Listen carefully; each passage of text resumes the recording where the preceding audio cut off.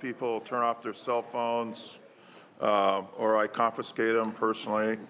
So that took care of that. That quieted the room down. That was pretty good. I'll use that more often. Take your conversations outside if you want to talk. We need to hear the testimony, and we need to vote, so we need to hear everybody in a clear way. This is our Senate Committee on Transportation and Housing. We have 19 measures on the agenda. We have 7 items on consent. I'll read those off because I want people to realize that these items will not be discussed unless somebody would like to discuss them and pull them off the consent calendar. The consent calendar consists of item number 1, Senator Berryhill's SCR 45. Item 4, AB 192, Travis Allen. Item 6, AB 313, Speaker Atkins. Item 9, AB 759, Assemblymember Linder. Item 11, AB 902 by Assemblymember Bloom.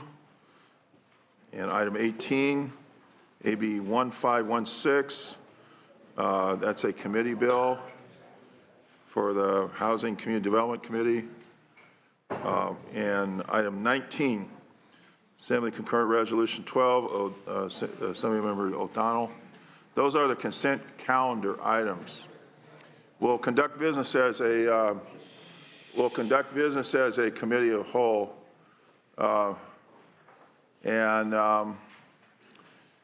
we would like to have quiet in the room. So we'll conduct business as a committee of the whole, and I'm going to call out of order first. I'd like to have us consider item 17, AB 1461, Assemblymember Gonzalez. We have the Secretary of State here, Alex Padilla. Welcome, both of you. You have the floor. So we'll discuss item 17, AB 1461, members. This is Assemblymember Gonzalez. You have the floor. Good afternoon, Chair and members. We know that voter registration still stands as one of the biggest barriers to civic participation in our state. And that's why we brought AB 1461, the California new Motor Voter Act, before you today, with, of course, Secretary of State Alex Padilla as the sponsor of this bill. Simply put, California's new Motor Voter Act aims to make voter registration easier when citizens interact with the DMV, thereby increasing opportunities for eligible citizens to participate in our democracy. To be specific, AB 1461 will require the DMV to automatically transfer voter registration information to the Secretary of State when a citizen obtains or renews a driver's license or state ID. AB 1461 will also require the Secretary of State to provide notice to the citizen stating that they will be registered to vote unless they decline to be registered within 21 days. I do want to note that this year's budget has set aside funds to purchase technology that would prompt voters through voter-specific information at the point of contact in order to capture information, such as the desire to be registered or party affiliation on the front end. Lastly, AB 1461 will require the Secretary of State to provide the records to the county election officials of the county in which the person may be registered to vote if eligible to vote. With AB 1461, it's our hope that California will register the nearly 6.5 million unregistered citizens and then simply focus on getting them out to vote. Additionally, while it's important what this bill does, it's equally important to say what this bill does not do. Since 1994, every applicant in California has been required to provide verification of birth date and proof of legal presence in the United States, which will allow the DMV to distinguish eligible voters from ineligible voters if proper documents have been presented. As such, this bill explicitly prohibits the DMV from transmitting information to the Secretary of State about individuals who applied for or received an AB 60 license. In other words, this bill does not allow for registration of undocumented or otherwise ineligible persons. With me today to elaborate on the merits of the bill is our Secretary of State, Alex Padilla. Thank you, Mr. Chair and members of the committee for allowing me to testify on this measure. I want to thank Assemblymember Gonzalez as well as some members Alejo and McCarty for their leadership in the legislature on this proposal as well. As has been mentioned, last November, only 31% of eligible Californians cast ballot in the general election. And so as I've taken this new position, we're taking a comprehensive approach to sort of widening the pipeline of civic participation for all eligible Californians. And step number one in getting more people to participate in elections is voter registration. California has approximately 6.6 million eligible but unregistered voters, giving us a ranking of 38th in the nation. And I do believe that the government should make every effort to facilitate the participation of all citizens in our democracy, and that's what this measure is intended to do. Simply put, it seeks to modernize our voter registration system. Voting laws and practices have evolved over time. I'll call your attention to the original federal motor voter law that was enacted 20 years ago, based on a paper voter registration process, integrating an opportunity to register to vote when people were interfacing with the Department of Motor Vehicles. Here we are in the year 2015 with state-of-the-art technology, specifically data technologies that can make voter registration more cost-effective, more secure, and more convenient for voters. It's not a matter of why we should do this. I think we should ask ourselves, why shouldn't we do this? The proposal before you would require the Department of Motor Vehicles to share with the Secretary of State's office the exact information for purposes of voter registration for all citizens deemed to be eligible, including those who have provided the documentation or proof of citizenship, as Assemblymember Gonzalez has articulated. This measure would also provide for an opt-out mechanism for anybody who chooses to not be a registered voter. The measure would provide for an opportunity for the voter to select their own party preference, because government cannot and should not do that for them. And the measure also maintains all the current confidentiality laws for victims of domestic violence, public safety officers, judicial officials, and others that are current law. I respectfully ask for your vote. In favor of this measure, please. Thank you, Mr. Chair. Members, Mitch Seaman with the California Labor Federation. We applaud the author and Secretary of State Padilla for bringing this measure forward.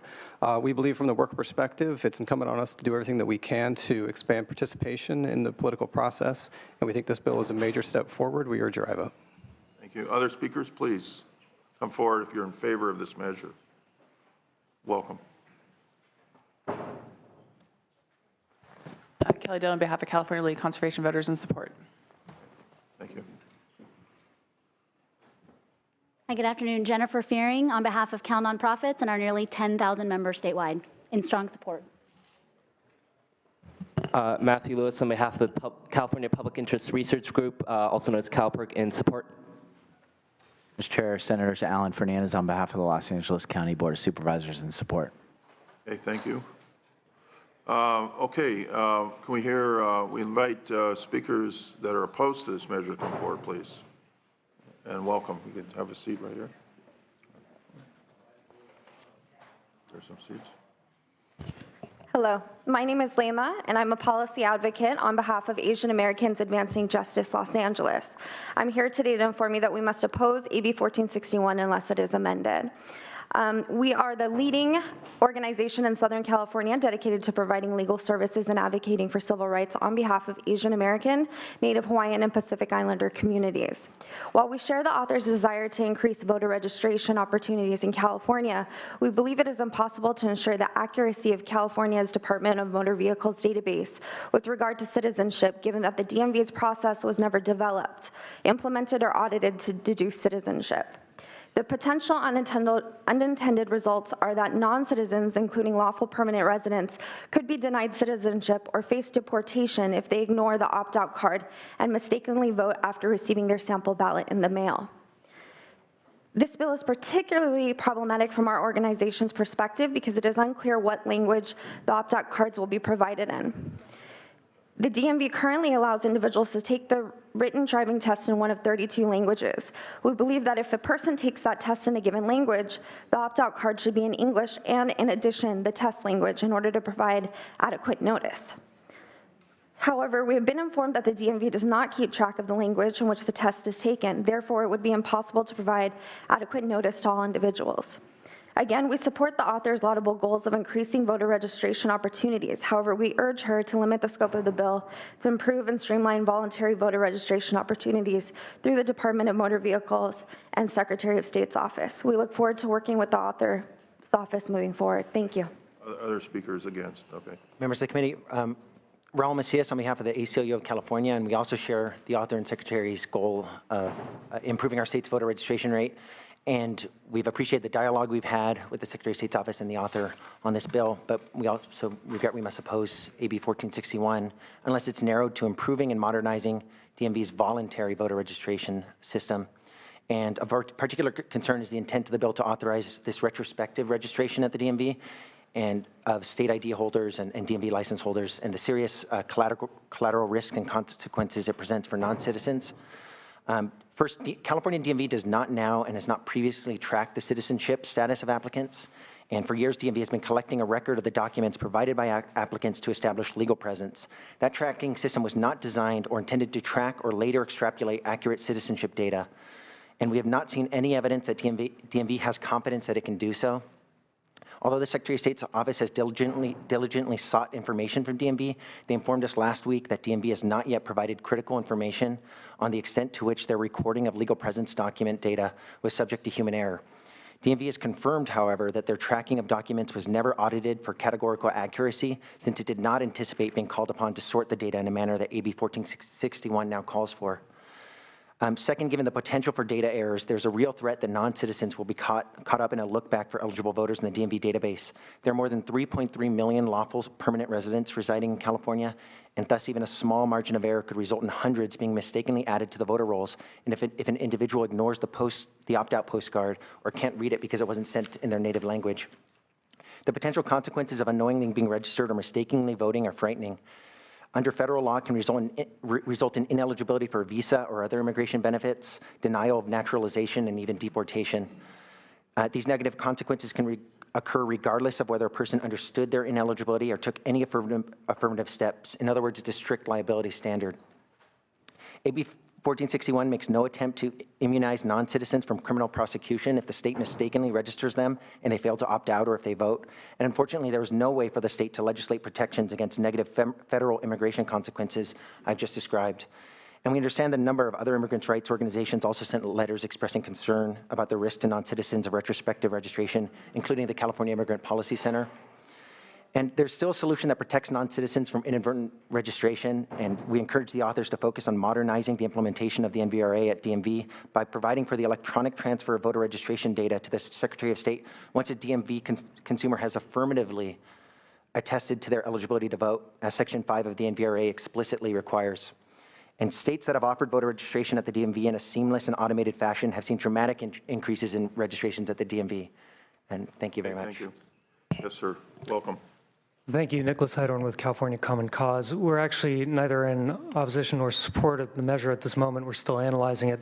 However, generally, we're in support of breaking down barriers to voter registration and trying to make the voter registration process as seamless as possible with other appropriate government functions. We do share some of the concerns mentioned by the other advocates of ensuring that as we go forward with this, we can ensure non-citizens aren't swept up within this process. However, we are very happy that we've been working with the Secretary of State as well as other advocates to look at some of these issues. Finally, we would encourage looking at other possible sources of data where we do have strong reliability on the citizenship status of people who interact with those government databases, which could be another potential source for achieving some of the goals that the author is hoping for. For example, looking at county birth certificate records, since we know that over 50% of Californians were born in the state.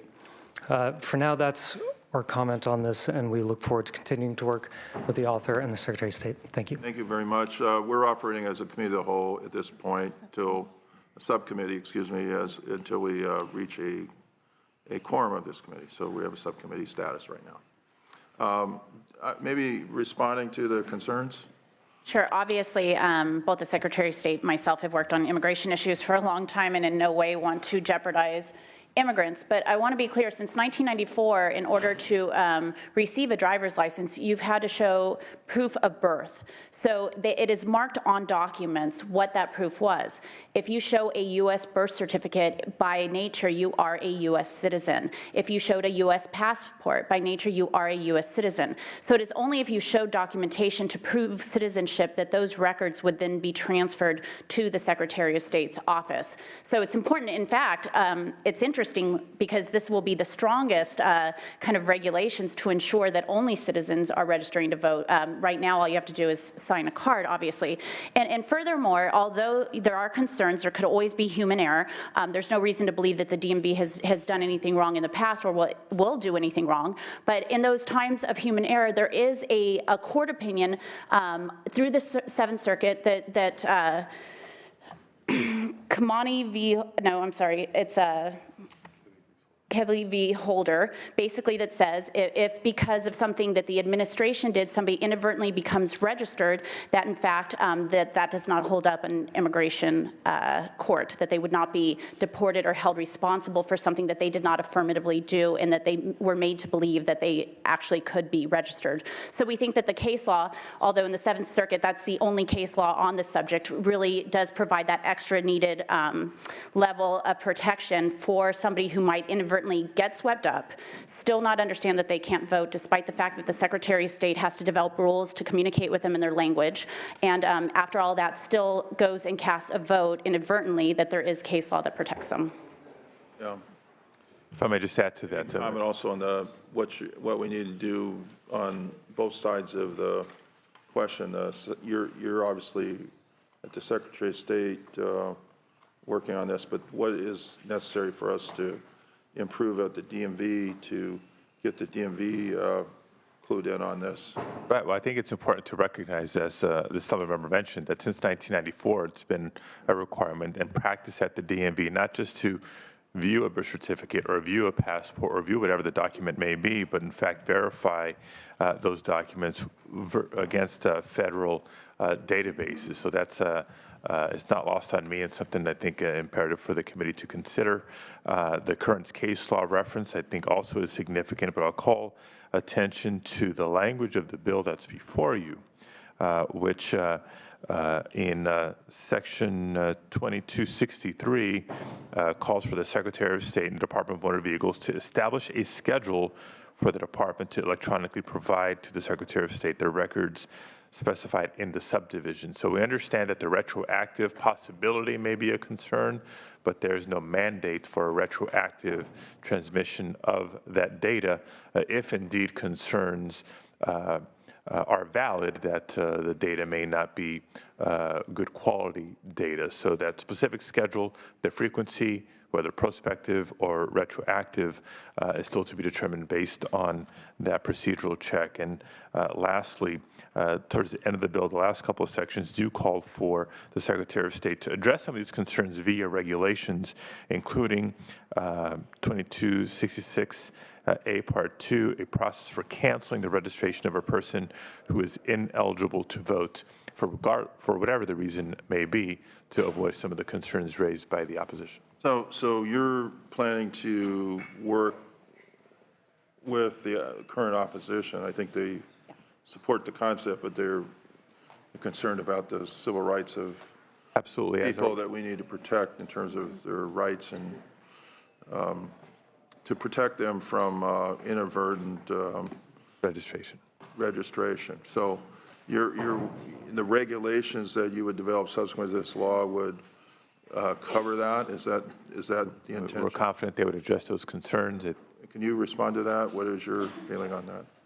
First, just about the case that was mentioned, and I'm not an immigration attorney, it's not my specialty, but I understand the facts of that case were different. It was where someone specifically asked whether they were eligible and somebody directed them that they could register. I think we've run, we have many immigrants' rights attorneys here in California, and at our national office, we've run this by all of them, and they all raised flags and were very concerned about this, which is why we've opposed this look back, just because of the possibility of of people getting caught up in the system. We will continue to work with the author and the Secretary of State's office, but I think a key part that's missing here is we haven't heard from DMV about if they think they're capable of doing this and what is the accuracy of their data. Yeah. And that's really critical information. Yeah. That's something the Secretary of State can maybe look into, the DMV issues that they're raising. And we have been, as the stakeholders have been meeting on specifics on implementation of the bill. Okay, thank you. Are there questions from our committee on this particular issue? Anybody have any questions? We're at a subcommittee level until we reach a quorum. Other questions? Senator Bates has a question. Go ahead. Comment, because I believe the direction you're going in is really important. Having people not involved in our democratic process is very frustrating. As we go out to our communities and try to educate them on keeping freedom here and voting and being engaged in the policy has been very difficult. But I don't think increasing voter registration is necessarily the answer. We have to find out why people aren't voting. And if you look at the statistics, they vote in higher numbers than a presidential election. So are the people saying to us, that's all that matters to me, that, who's going to be president? Don't they care about their city council, their board of supervisors, their state legislature? And if not, why not? And doing some really in-depth analysis of that, I think is going to get us much closer to our goal.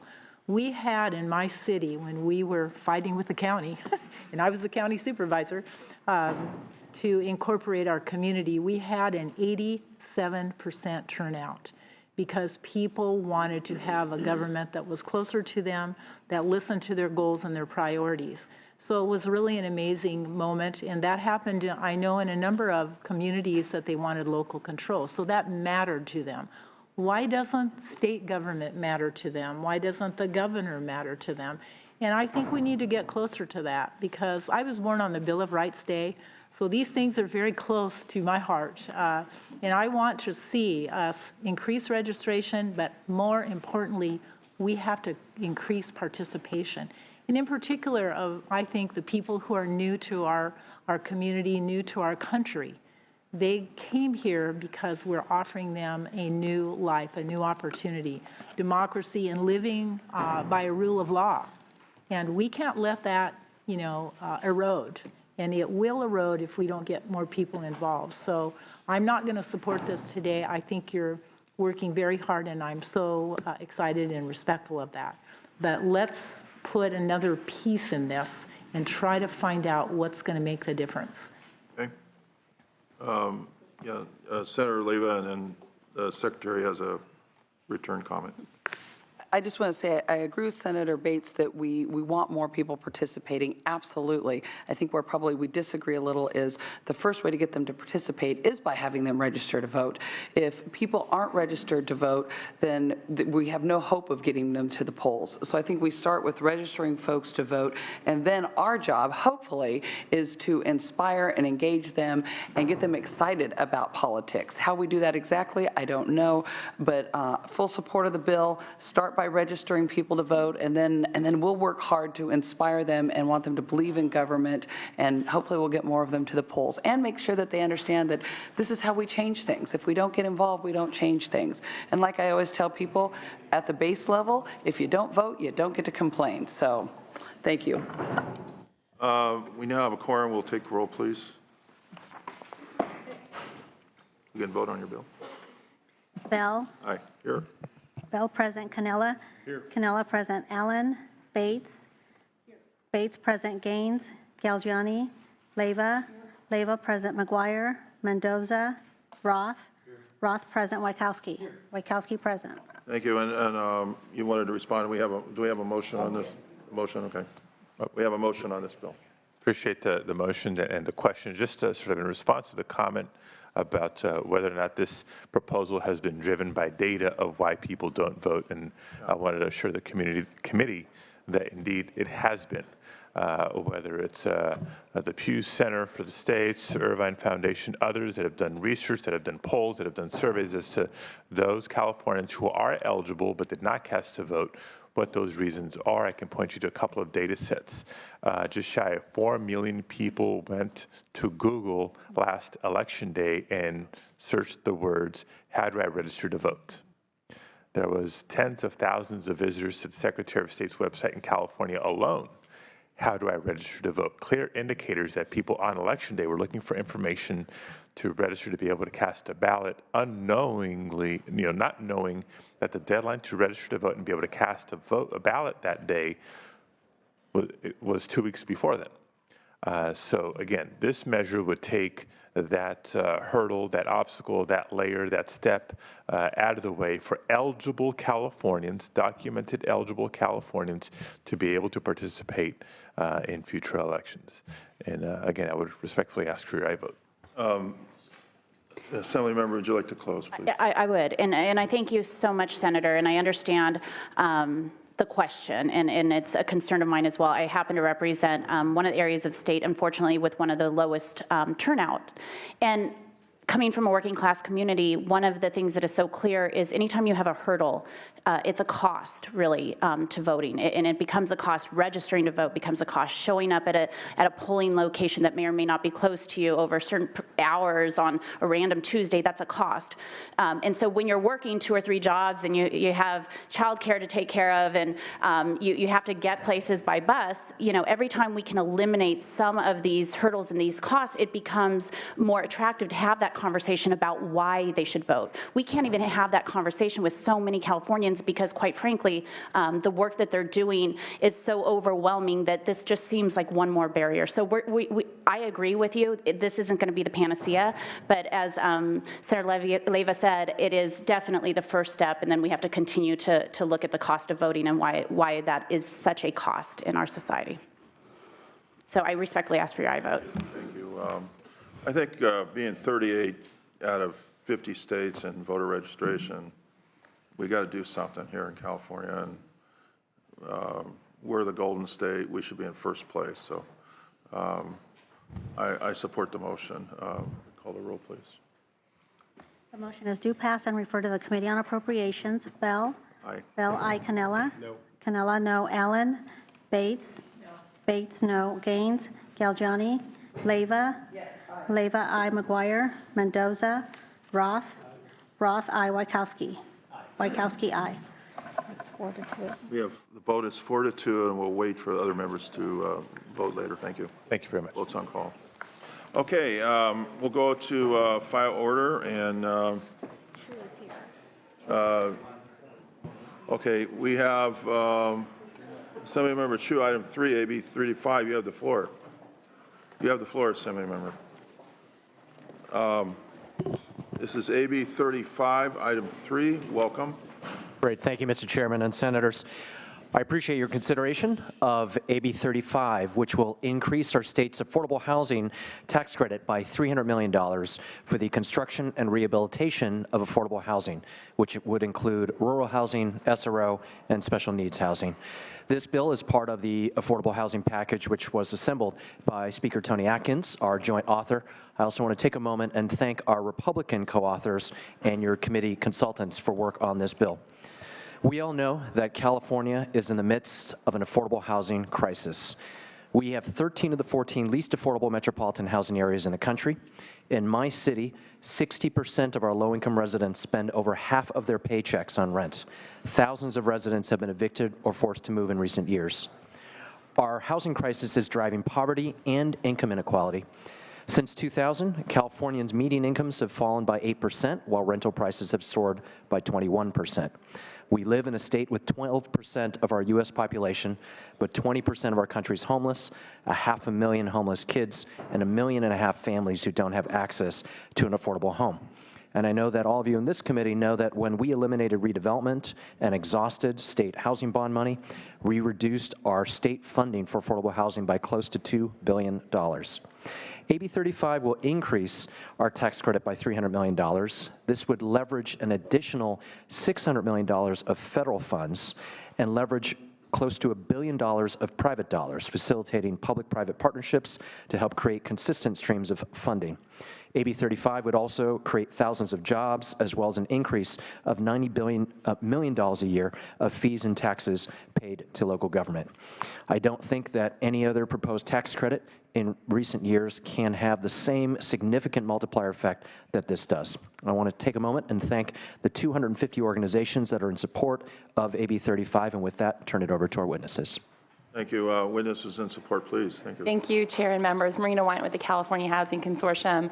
We're co-sponsors of this important piece of legislation, and I will not be repetitive of what the author said, but this bill is one of the most important pieces of legislation this year before you for the production of affordable housing, and has enjoyed no votes throughout the process, and as the author mentioned, is a bipartisan bill, so I urge your support today.